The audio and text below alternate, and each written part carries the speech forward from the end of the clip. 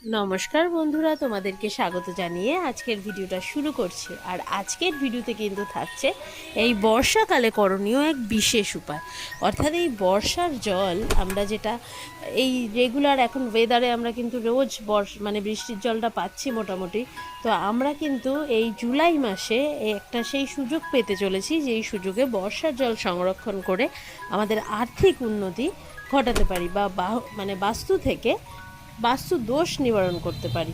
তো সেই উপায়টি করার জন্য দুটি দিন হলো 21 তারিখ ও 22 তারিখ, অর্থাৎ জুলাইয়ের 21শে জুলাই ও 22শে জুলাই।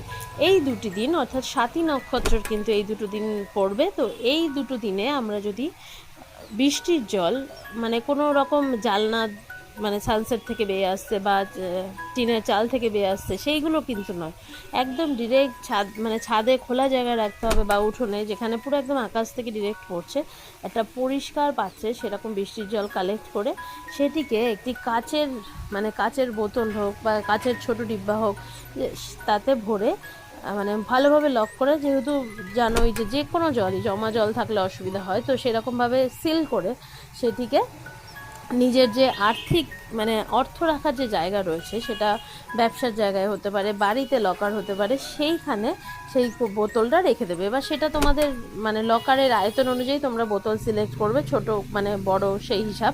তবে অবশ্যই কাচের বোতল নেবে। আর পরিষ্কার করে সেই জলটা ভরে সেই স্বাতী নক্ষত্রের জলটা সেই ক্যাশ বক্সে বা যেটা বাড়িতে তোমার লকার রয়েছে সেখানে রাখবে। এতে করে কিন্তু সারা বছর ধরে চাকরি করে হোক, ব্যবসা করে হোক, গৃহে প্রচুর অর্থ সমাগম হবে এবং আর্থিক উন্নতি হবেই। আর এই উপায়টি করার মাধ্যমে কিন্তু দীর্ঘদিন ধরে হয় না যে কারোর চাকরিতে ব্লকেজ রয়েছে বা ব্যবসা ক্ষেত্রে কোনো সমস্যা হচ্ছে, দীর্ঘদিন ধরে উন্নতি আসছে না, এই উপায়ের মাধ্যমে কিন্তু উন্নতি আসবেই। আর দ্বিতীয় আর একভাবে এই জল ব্যবহার করতে পারবে। এই জলটি ওরকম বোতলে ভরে রাখবে এবং প্রতিদিন 21 দিন পর পর প্রতিদিন সন্ধেবেলা এবং সকালে ঘুম থেকে উঠে এই দুটো টাইমে নিজের বাড়ির সদর দরজাতে ছিটিয়ে দেবে। এতে করে কিন্তু বাস্তুতে কোনো নেগেটিভ এনার্জির প্রবেশ হবে না এবং বাস্তু নেগেটিভিটি থেকে মুক্ত হবে। এবং সদর দরজায় ছিটিয়ে দেওয়ার সাথে সাথে সেই জল কিন্তু বাড়ির বিভিন্ন কর্নারে ছিটিয়ে দিতে অবশ্যই পারো। এতে করে কিন্তু বাস্তুতে ঝগড়া ঝামেলা বা গৃহে মনোমালিন্য থাকলে বা পরিবারের লোকজনের সাথে সমস্যা থাকলে সেগুলোও কিন্তু আস্তে আস্তে কমে যাবে 21 দিনে।